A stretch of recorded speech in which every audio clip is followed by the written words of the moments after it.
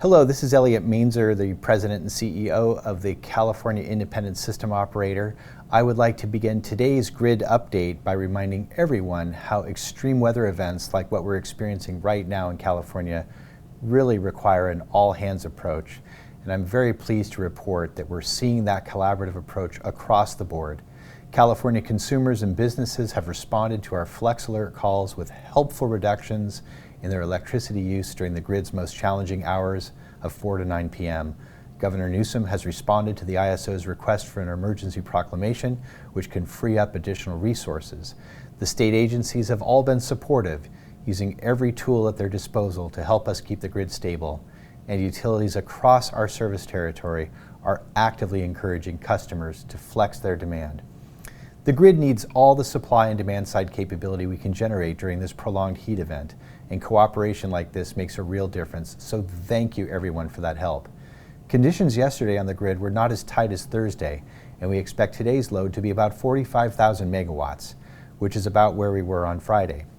And because conditions on the grid continue to be strained due to the extreme heat, another Flex Alert is in effect today from 4 to 9 p.m.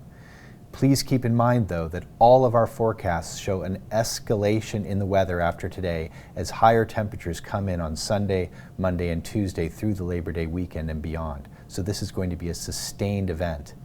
While we cannot control the weather, we can take actions that directly influence demand if everyone continues to pitch in and conserve during our Flex Alerts. So please do your best to pre-cool your homes before 4 p.m.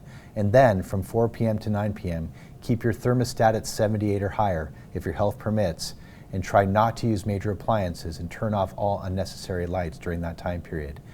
Every megawatt saved is a megawatt we can use to keep the grid stable, so no reduction in your electricity use is too small.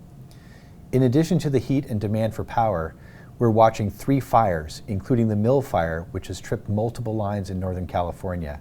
That has had an impact on smaller lines on the California-Oregon border, but so far our higher voltage lines there are not threatened. We're also monitoring conditions at several generating facilities that have been offline the past few days and are hopeful of getting back at least some of that capacity today. Overall, our message at the ISO is straightforward. With more intense heat coming, grid conditions will continue to be strained. We need to use every tool and as much flexible demand as possible to keep the system balanced and the power flowing without interruption. Working collaboratively as we've been doing is our best bet for success. We deeply appreciate all the cooperation we're seeing across the state and region, and will continue to keep you all updated with these daily video reports. Thank you very much.